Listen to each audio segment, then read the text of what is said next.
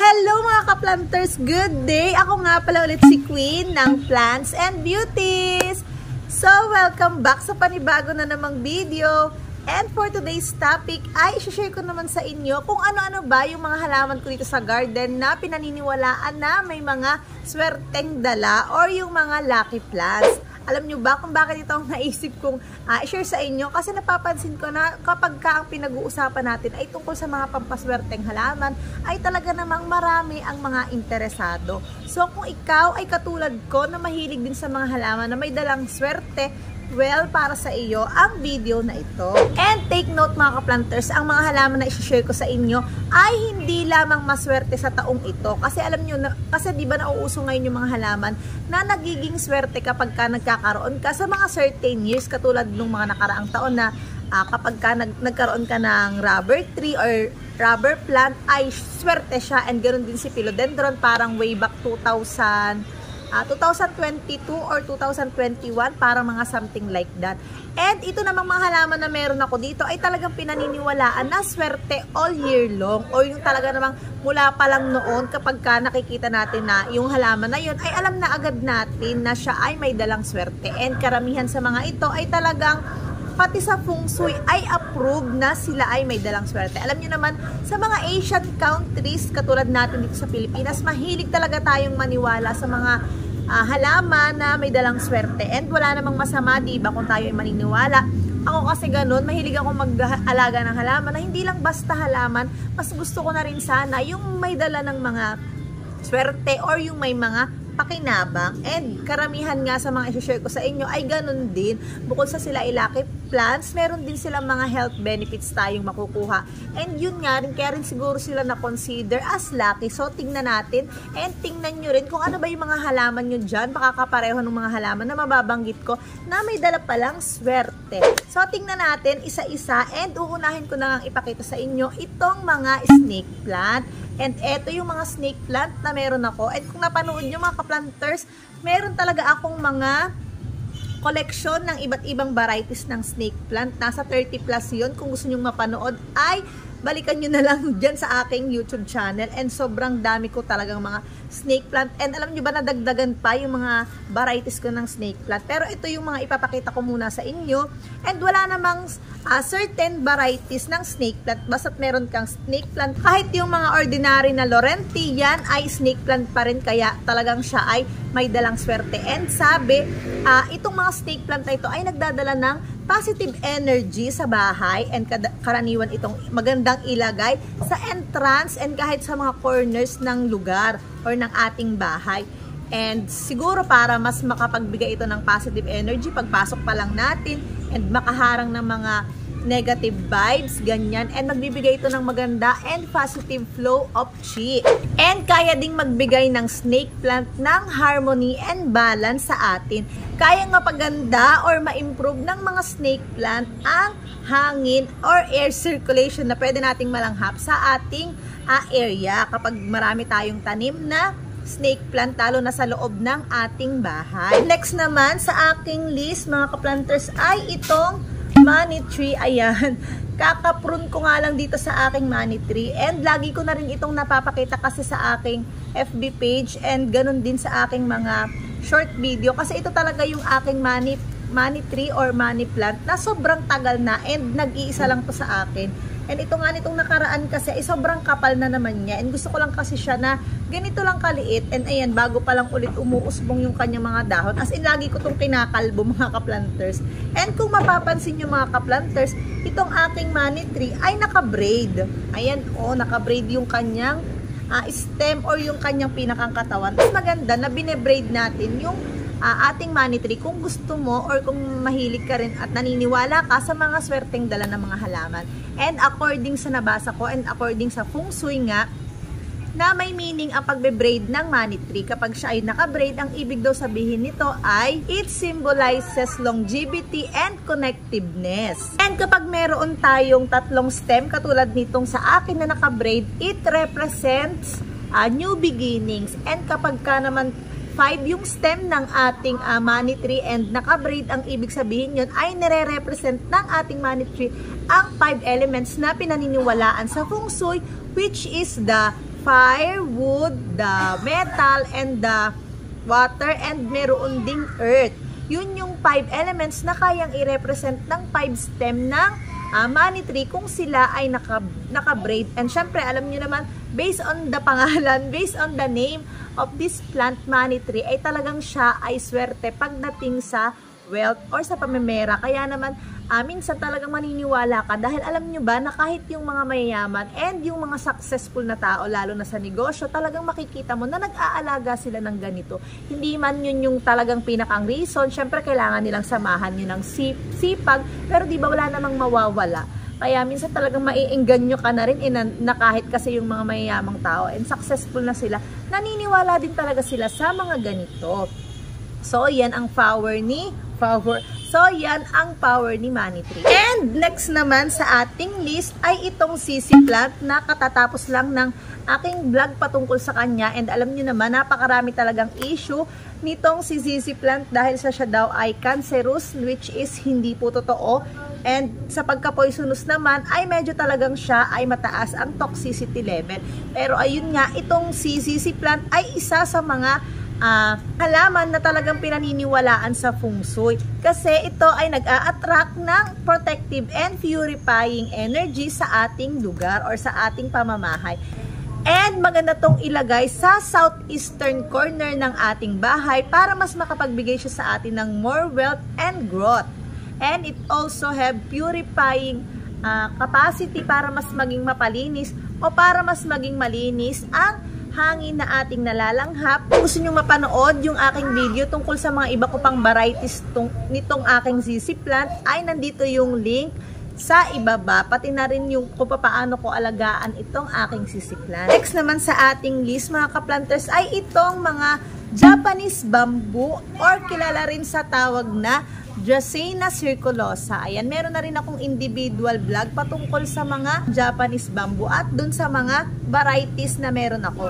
And isa rin itong mga Japanese bamboo mga kaplanters sa mga houseplant na napakaraming benefits na pwedeng maibigay sa atin kapag atin silang inalagaan. Kaya nga rin siguro ito ay isa sa mga halaman na approve or nasa list ng feng shui. And ito din ay air purifier and kaya nilang control ng mga air pollutant at ang kagandahan pa ay kaya nitong magbigay sa atin ng humidity para doon sa may mga sore throat, dry skin, and dry throat, ganon.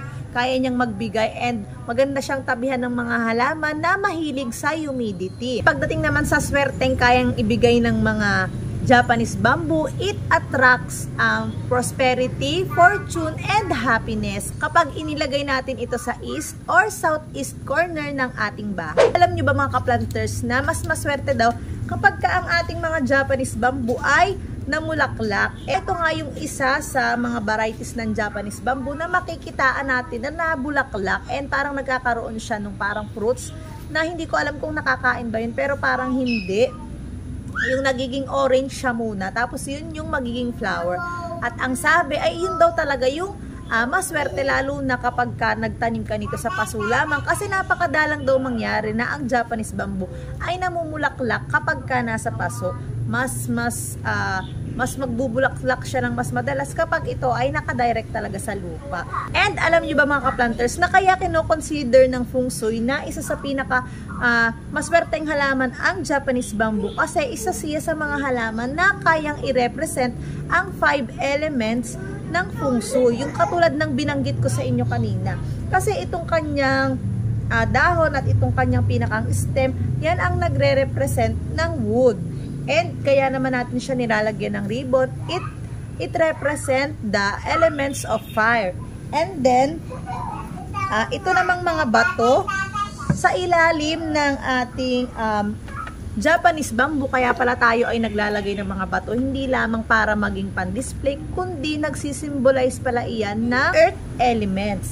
And then, meron din ako dito mga nakalagay na bariya kasi pinakita ko na itong si Japanese bamboo. Ayan, hanggang ngayon, andito pa rin yung mga, andito pa rin itong mga bariya sa ilalim ng ating Japanese bamboo na nagre-represent naman ng metal element. And kapag tayo ay nagdidilig, yun naman ang nagre-represent ng water element. Kaya ding i-enhance ng mga Japanese bamboo ang ating overall cognitive wellness, mga kaplanters. Yung ating attention, memory, and concentration. Mas magdadala ito ng maraming blessings kapag kayo ay naka-receive ng Japanese bamboo na niregalo lamang sa inyo. And ang kasunod naman sa ating list, mga kaplanters, ay ang mga photos. Yes, ayan mga kaplanters, ito yung mga photos na meron ako dito. Kahit anong varieties naman ng photos, pero ang pinakasikat na lagi ko nababasa is yung golden photos. Wala nga lang ako ditong nakasabit na golden photos kasi mga golden photos namin dito ay naging giant na talaga. So meron ako dito na yung neon photos, si Manjula, Marble Queen, and meron din ako mga kaplanters, si Lemon Lime. So ayun nga, katulad ng nasabi ko kanina, kahit ano namang varieties ng photos, wala namang certain na nakalagay dun sa research na aking nabasa. Basta't meron kang photos, ay talagang magdadala siya sa inyo ng swerte. Kasi yung mahabang vines daw ng photos, yan yung nagfe-frame ng ating wealth center sa ating tahanan. And it also establish boundaries. Kaya niyang maka-adapt kahit sa low light. Hindi katulad ng mga ibang halaman na talagang sobrang alagain. Itong si photos nga ay meron din kaming nakalagay kahit sa tubig lamang. At ang next sa ating list, mga ka-planters, ay walang iba kundi itong aking bay leaf na naipakita ko na rin sa inyo noon. And sobrang dami talagang naging interesado sa ating laurel plants. Yes, mga ka-planters, ito yung laurel plant na inilalahok natin sa ulam or sa mga lutuin na gusto nating magkaroon ng kakaibang aroma. Ayan, hindi lang siya nakapagbibigay ng magandang aroma sa ating mga pagkain. Napakarami rin niyang benefits when it comes to our health, katulad ng sa digestion, sa ngipin, sa UTI, and meron din siyang antibacterial properties. And tingnan nyo, itong aking laurel, mga ka-planter, sobrang taas na niya and medyo may kabigatan. Ayan, tingnan nyo mga ka-planters kung gano'n nakataas itong aking laurel. Ayan. And sinasabi mga ka-planters na kapag meron tayong alagang laurel sa ating bahay, ito talaga ay naghahatid sa atin ng swerte sa pamimera. And dahil nga sa taglay niyang napakagandang aroma, sinasabi na kayang magtaboy ng mga negative energy and negative vibe ng mga laurel plants. Kaya naman mas maganda na ilagay daw ang mga laurel sa unahan or entrance ng ating bahay. Kasi parang nagsisilbing or nagre-represent siya as our protection para sa mga negative energy na pwedeng pumasok sa ating bahay na makaka-apekto sa mga naninirahan. Itong aking laurel plants, mga ka-planters, talagang mula noong nagkaroon ako, nandun lang siya sa harapan ng aking pinto. Yun nga, feeling ko talaga ito ay aming protector, para ba siya yung pinakang guard namin para mawala yung mga negative energy na pwedeng pumasok sa aming bahay. Ito talaga ay napakaswerte din daw na magkaroon kung ikaw ay merong mga negosyo. Kasi yun nga, dahil siya ay maganda sa pamimera, so kung ikaw ay merong shop, mga tindahan, ganyan, mas maganda na mag-alaga at maglagay ka ng laurel sa harapan ng inyong bahay. And katulad din itong sa mga Japanese bamboo, mas magandang makaka-receive kayo ng laurel plant na niregalo. And kung gusto nyo mapanood yung video ko tungkol sa aking laurel plant, kung bakit siya ay mahal and kung paano yung care tips na ginagawa ko sa kanya, kita nyo naman, 1 taon na ang nakalipas mula nung na-vlog ko at na-share ko sa inyo itong aking laurel plants. Pero hanggang ngayon ay ito pa rin siya, lalo nang dumami at tumaas yung aking laurel plants. And sa mga nahihirapan mag-alaga at namamatayan ng laurel plants, andon kompleto yung details na pinaliwanag ko patungkol sa aking pag-aalaga ng mga laurel plants. At next naman sa ating list, mga ka-planters, is itong fortune plant. Ayan, and kilala din ito sa tawag na corn plant. Ito namang mga fortune plant ay nagsisimbolize ng good luck sa ating pamamahay. Kasi ito ay pwede indoor and outdoor. Ayan, ganito ang itsura. Meron kasing variegated na fortune plant and meron din naman yung pure green lang. And gusto ko kasi itong medyo may kulay naman. And sabi nga, in some Asian countries, fortune plant is representing or symbolizing luck. And then, kapag daw ito ay nag-bloom or namulaklak, someone will receive a wealth and fortune. So, yun ang dinadala niyang swerte. And ito ay talaga namang hindi rin maarte, kaya pwedeng-pwede siya indoor kahit low light pa yan. And pwedeng-pwede rin na outdoor. And sobrang ganda lang din niyang ilagay sa mga corners ng bahay. Ayan. Kasi bukod sa siya ay pinaniniwala ang swerte, ay talagang low maintenance na halaman lang itong si fortune plant. At ang next naman sa ating list mga kaplanters ay itong tinatawag na Mother of Thousands, or ito yung katakataka na sinasabi na nung bata pa ako, ang kasabihan na kapag naglagay ka raw nito sa unan ba or sa notebook mo ay magiging matalino ka. At hindi ko alam kung totoo nga ba yan, pero based itong sasabihin ko sa inyo ay based naman sa research na according nga sa tawag sa kanya na Mother of Thousands, these plants symbolizes abundance due to its unique reproductive power. Nagsisimbolize din ito ng positive reproduction and fertility.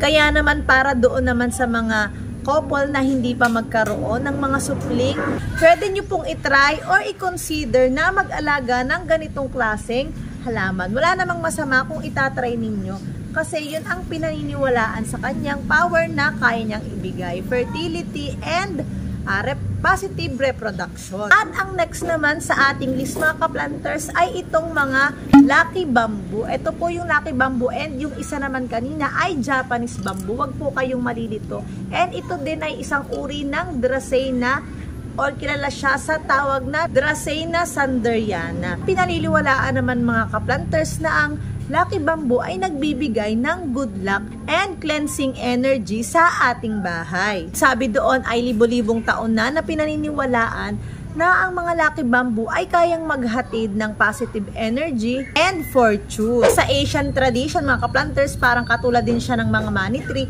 binebraid din nila yung mga stalk nitong ating mga Lucky Bamboo. And sabi, depende sa dami ng stalk na ating brinade, yun yung makukuha natin na swerte. Halimbawa, kapag ka isang stalk, ang nire-represent noon ay good fortune. Kapag naman dalawang stalk ang meron tayo, it represent love. Yung isa daw ay nire-represent ng lalaki at yung isang stalk naman ay para sa babae. Kapag naman meron tayong tatlong stalk ng Lucky Bamboo, ang nire-represent naman noon ay happiness, wealth, and longevity. And sometimes pwede rin itong i-represent ang past, present, and future. And kapag naman meron tayong apat na stalk na brinade, ang kayang i-represent noon ay strong and stable power. Pero minsan sinasabing kapag daw apat ang stalk ng ating mga Lucky Bamboo, sinasabing hindi daw yon swerte or unlucky.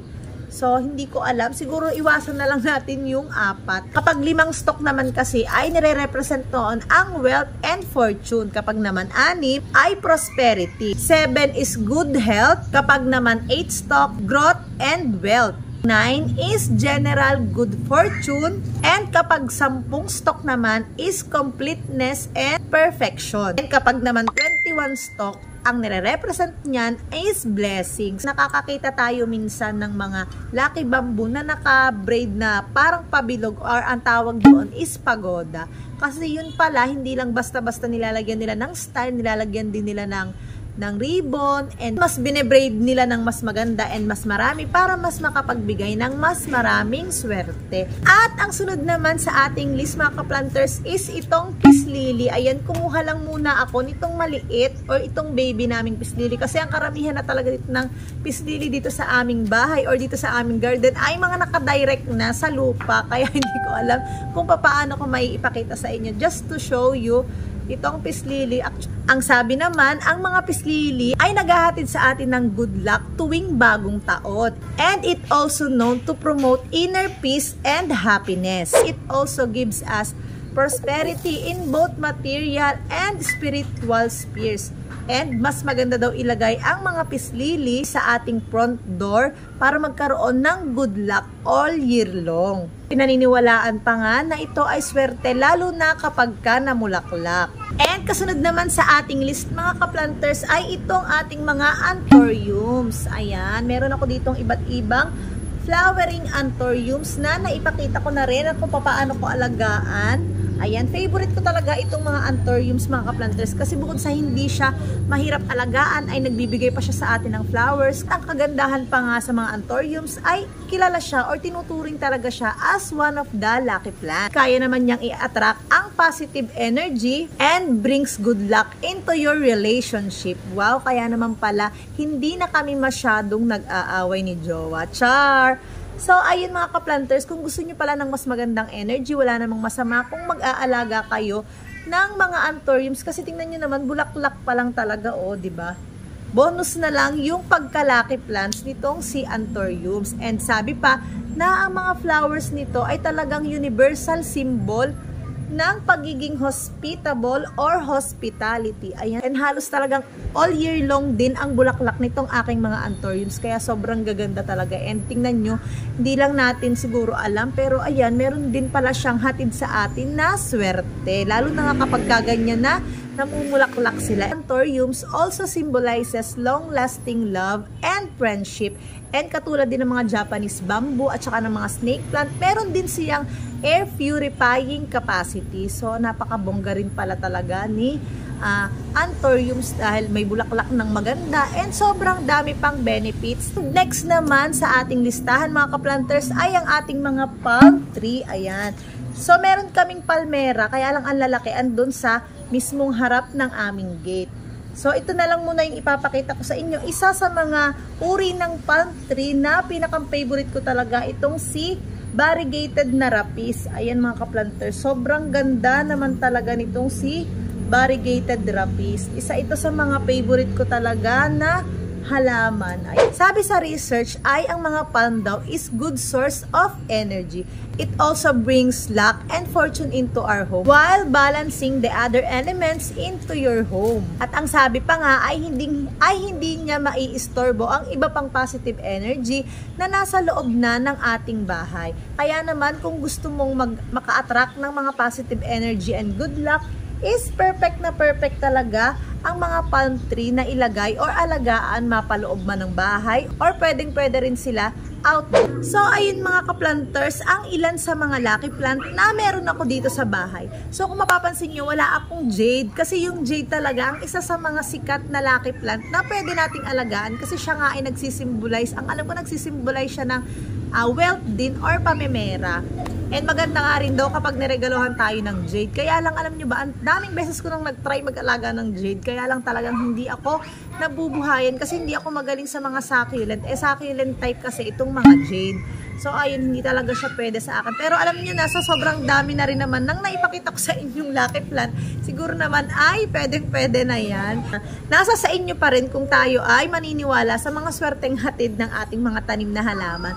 Syempre, bukod sa mga halaman na yan, mas maganda pa rin na samahan natin ng pagsisikap, pagpupursige, and syempre pagkilos, hindi naman lalapit sa atin ang swerte kapag tayo ay pahila-hilata lamang and nag-iintay lang sa biyaya. So, yun lang for today's video mga ka-planters. Sana ay nagustuhan nyo ang ating topic for today. At kung ikaw ay hindi pa nakasubscribe sa aking channel, please consider to subscribe and paki-like and share mo na rin ang video na ito para mas marami pang mga kaplantito at kaplantita natin ang makapanood. Yun lang for today's video. Thank you for watching and